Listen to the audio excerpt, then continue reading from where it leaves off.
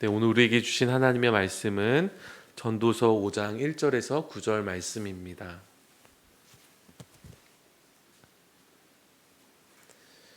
전도서 5장 1절에서 9절 말씀을 제가 봉독하겠습니다.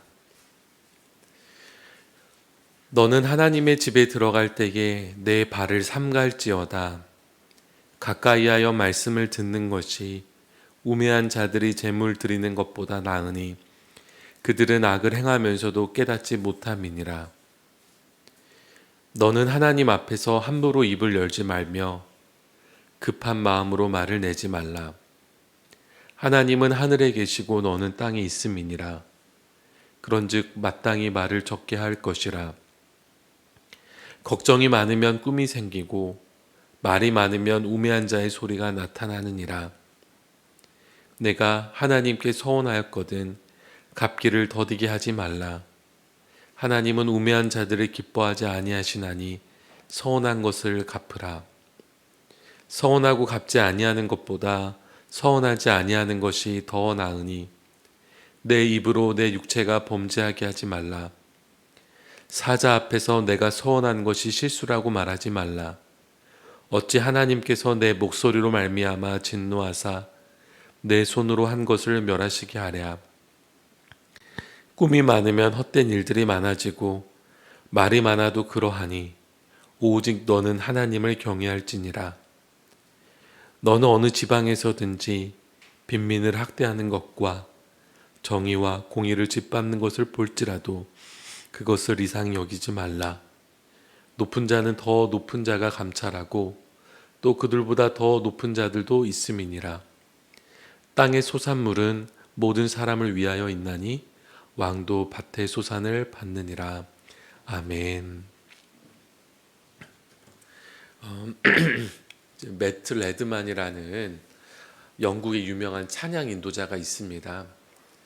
영국뿐만 아니라 전 세계에서 이제 그가 지은 찬양이 많이 불리고 있습니다.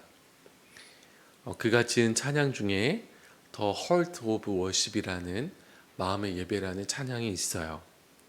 이 가사가 이렇게 시작합니다. 여러분 아마 아실 수도 있는데 찬양의 열기 모두 끝나면 주 앞에 나와 더욱 진실한 예배드리네 주님을 향한.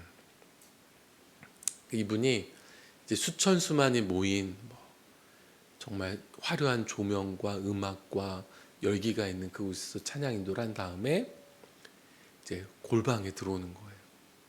기타 하나 치면서 혼자서 하나님 예배하는데 어느 순간부터 이 시간을 갖기 시작했대요. 왜냐하면 너무나도 이제 열기가 가득한 그 순간에는 오히려 마음의 예배가 하기가 어려웠기 때문에 이 찬양 인도자는 다 끝나고 나서 홀로 하나님을 예배하는 시간을 가졌다고 합니다. 이어서 찬양 가사를 소개해드리면 이러한 구절도 있어요. 화려한 음악보다 뜻없는 열정보다 중심을 원하시죠. 화려한 음악도 있고 열정도 있는데 중심이 없을 수 있거든요. 그래서 하나님이 원하시는 것은 중심이다. 그래서 그렇게 그 뜨거운 그곳에서 찬양을 인도했던 이 인도자가 이 골방에 와서 혼자 하나님을 예배하는 겁니다. 예수님도 수많은 군중들과 함께한 시간도 있었지만 홀로 산에 올라가셔서 기도하신 순간이 있었죠. 왜 그 시간이 필요할까? 우리에게는 흥분을 가라앉히고 취했던 다른 감정을 내려놓고 잠잠히 하나님께 나아가야 될 때가 있습니다. 여러분 한번 1절을 보십시오. 너는 하나님의 집에 들어갈 때에, 여기서 하나님의 집이 뭐냐면 성전인데 특별히 솔로몬이 지은 성전, 이스라엘의 1성전, 2성전, 3성전이 있는데 2성전, 3성전은 바벨론 포로기 이후 때 지어진 좀 초라한 성전이고 이 솔로몬이 건축한 1성전은 굉장히 크고 아름다웠습니다.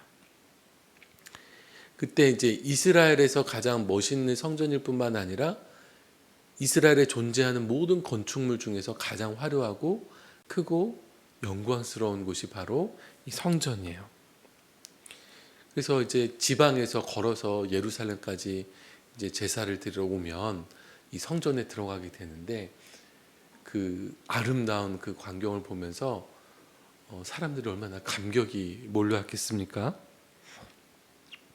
그런데 이 감정들에는 그 하나님을 향한 사랑도 있지만 여러 가지 인간적인 감정들도 많이 섞여 있는 거예요. 뭐 아까 매트 레드만이 고백한 것처럼 그 하나님을 예배하는 그 자리에도 뭐 화려한 음악, 또 뜻없는 열정도 섞일 수 있듯이 뭐 이 건물이 주는 또 감격이 있거든요. 또 사람들 많이 모이고 하니까는 사람들이 또 그런 다른 감정에 취할 수도 있습니다. 그러니까 우리가 예배 드릴 때 하나님 앞에 나올 때 다른 감정에 취할 때도 있다는 겁니다. 이 사람이 영광에 취하면은요, 흥분하고요, 마음이 들뜨고요, 앞서 나갑니다. 주체할 수 없어요. 평소라면 하지 않을 말 약속을 하기도 합니다. 다시 1절을 계속 제가 볼게요. 너는 하나님의 집에 들어갈 때에 내 발을 삼갈지어다. 이게 말을 삼가라가 아니라 발을 삼가라고 한다면 뭘까? 앞서 나가지 말라는 그런 의미겠죠. 그래서 이 성전에 들어갈 때에 막 너무 흥분해서 막 발을 막 여기저기 가지 말고 조심히 들어가라는 거예요. 근데 그 이유는 하나님을 좀 생각하라는 거죠. 하나님을 경외하라는 거죠. 계속해서 보자면 가까이 하여 말씀을 듣는 것이 우매한 자들이 재물을 드리는 것보다 나으니. 그래서 하나님의 집에 들어가면은 발을 삼가고 하나님께 가까이 가서 말씀을 듣는 겁니다. 이 듣는다는 것과 이제 대조되는 표현이 나오는데요. 2절에 한번 보십시오. 너는 하나님 앞에서 함부로 입을 열지 말며 급한 마음으로 말을 내지 말라. 하나님은 하늘에 계시고 너는 땅에 있음이니라. 그런즉 마땅히 말을 적게 할 것이라. 말을 적게 해야 하는구나. 이걸 알게 되는데, 근데 이 2절을 통해서 우리가 더 알게 되는 것은 하나님 앞에서 함부로 입을 여는 사람이 있구나. 급한 마음으로 말을 내는 사람들이 있구나. 그렇다면 도대체 하나님 앞에서 이렇게 말을 많이 하고 함부로 입을 열고 급한 마음으로 이렇게 얘기한다는 것은 누구고 도대체 왜 그럴까? 그들은 아마 오늘 본문에서 1절 뒷부분에 나오는 우매한 자들과 4절에서 6절에서 말하는 함부로 서원하는 자들을 가리킵니다. 1절 뒷부분을 볼게요. 우매한 자들이 재물 드리는 것보다 나으니 그들은 악을 행하면서도 깨닫지 못함이니라. 만약에 그들이 하나님의 말씀을 듣는다면 자신의 악행을 깨달았을 거예요. 악을 행하면서도 깨닫지 못한다는 것은 사실은 하나님께 듣지 않는 상태거든요. 그럼 그들은 성전에 나와서 하나님 말씀 안 듣고 뭐 했을까요? 재물을 드렸어요. 하나님 앞에서 뭔가 듣기보다는 하나님을 위해서 뭔가를 많이 하는 거예요.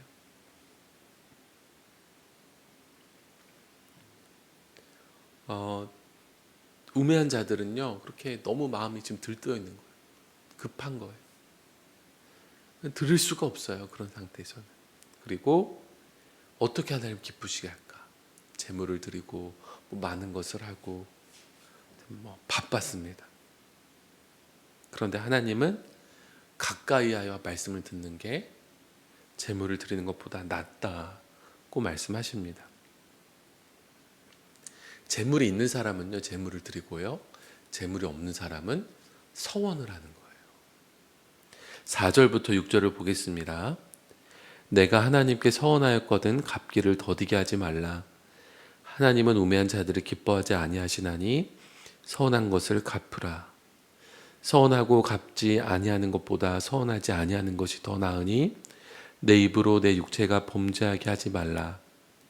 사자 앞에서 내가 서원한 것이 실수라고 말하지 말라.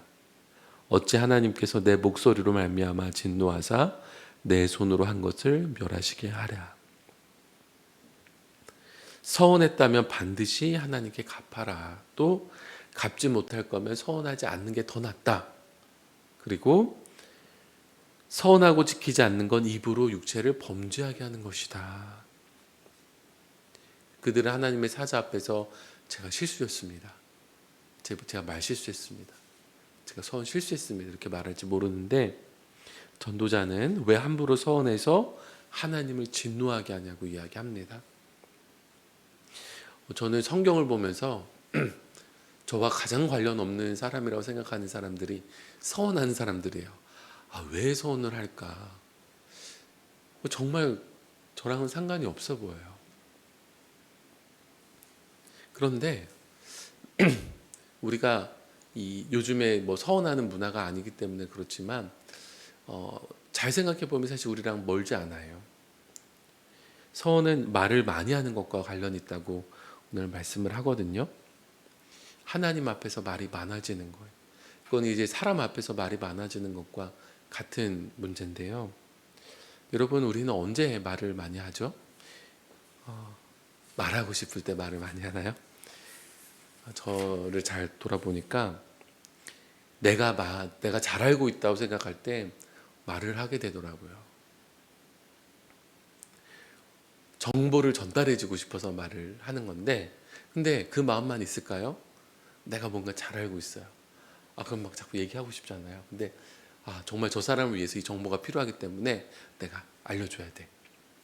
근데 그런 마음도 있지만 이런 마음도 있어요. 저 그거 잘 알고 있어요. 그래서 뭐지? 인정받고 싶은 거예요. 내가 이렇게 똑똑해요. 내가 당신에게 이런 좋은 정보를 주고 싶어요. 인정받고 싶고 높아지고 싶고 또 그 사람의 마음을 얻고 싶고 이런 마음들이 있습니다. 그렇다면 하나님 앞에서는 왜 말을 많이 할까? 하나님 앞에서 내가 잘 아는 척은 할 일은 없을 거 아닙니까? 그런데 우리는 호의를 얻기 위해서 말을 많이 할 때도 있어요. 누군가에게 잘 보기 위해서 나중에 이것도 해주고 저것도 해주고 나 이것도 해줄까? 나중에 밥 먹자. 좋은 거 사줄게. 그래도 밥 먹자는 약속은 지키는데 이제 문제는 뭐냐면 연인끼리 하는 약속. 내가 지금은 돈도 없고 가진 게 없지만 두고 봐. 내가 당신을 이 세상에서 가장 행복하게 해줄 거야. 여러분 그런 얘기 해보셨어요? 그런 이야기 들어보셨습니까? 저는 했어요. 저는 목사기 때문에 그런 말을 안 했지만 목사답게 내가 당신을 존귀하게 해주겠어. 이렇게 얘기를 했습니다. 결혼하고 나서 사이가 안 좋을 때도 있잖아요. 제가 또 잘못할 때도 있잖아요. 그럴 때마다 꼭 저에게 뭐라고 하냐면은 이게 날 존귀하게 해주는 거야. 이제 이렇게 기억을 하더라고요. 까먹지도 않고. 그래서 내가 왜 그 얘기를 했을까? 사람이 이 사랑에 취하고 그래 푹 빠져 있으면은요, 뭔가 주고 싶은 마음이 있는 거예요. 진심이죠. 하지만 그게 지키지 못할 약속을 하게도 되는 건데, 하나님 앞에서도 그 영광에 취해 있다 보면은 우리가 잠잠히 듣기보다는 하나님께 말을 많이 하게 된다는 거죠. 그리고 지키지 못할 약속도 하게 되고 서운하게 되는 것입니다. 그래서 한번 7절을 보십시오. 꿈이 많으면 헛된 일들이 많아지고 말이 많아도 그러하니 오직 너는 하나님을 경외할지니라. 꿈이 많으면 왜 헛된 일이 많아지냐면 여러 가지 꿈을 쫓다 보면 그 일들을 다 해야 되니까 다양한 일들을 하게 돼요. 그런데 이 꿈을 이루기 위해서는 사실은 어느 정도 일을 하는 게 아니라 그 일에 전심전력해야 되거든요. 근데 다양한 걸 쫓다 보면은 사실은 다 안 돼요. 2마리 토끼를 잡으려고 해도 안 되는데 많은 꿈을 쫓다 보면은 다 안 되겠죠. 근데 일은 많이 해요. 근데 나중에 이게 헛된 일이 되는 겁니다. 근데 말이 많아도 헛된 일들이 많아진대요. 말을 많이 해놓으면 어쨌든 지켜야 되는 거잖아요. 내가 왜 그때 그렇게 얘기를 해서 이 또 이렇게 피곤한 상황이 됐을까? 저도 그런 실수를 많이 하는데요. 그래서 오늘 우리가 말을 많이 하지 말아야 할지도 중요하지만 말을 많이 하는 상태에 대해서 생각해 보면서 오직 너는 하나님을 경외할지니라. 말을 많이 하는 것과 하나님을 경외하는 것이 반대의 상황이다. 그래서 오늘 본문에서 볼 수 있는 하나님을 경외하는 것은 말을 삼가는 것, 그리고 하나님을 가까이 해요 듣는 것입니다. 잘 들을 때는 말을 안 하게 되죠. 근데 그때의 마음은 어떤가요? 급하지 않아요. 흥분돼 있지 않아요. 그리고 나를 내려놓아요. 그러나 반대로 재물을 막 드리는 것은, 듣지 못하고 재물을 막 드리는 것은 내가 주도적인 거예요. 내가 살아있는 거예요. 저는 오늘 이 말씀을 설교 준비하기 위해서 묵상하면서 제 모습을 많이 반성하고 또 회개하게 됐습니다. 내가 이것저것 많은 일들을 하는데 과연 하나님 앞에서 내 모든 걸 내려놓고 잠잠히 들었던 적이 있는가? 우리가 하나님을 위해서 뭔가를 많이 하기보다도 먼저 그분 앞에 겸손히 나아가서 들어야 됩니다. 우리의 말을 멈추고 들어야 돼요. 그리고 듣는다는 것은 또 수용한다는 것을 포함합니다. 잘 듣기만 하고 수용하지 않고 받아들이지 않으면 사실은 그것은 소용이 없는 일이거든요. 그래서 수용은 어려워요.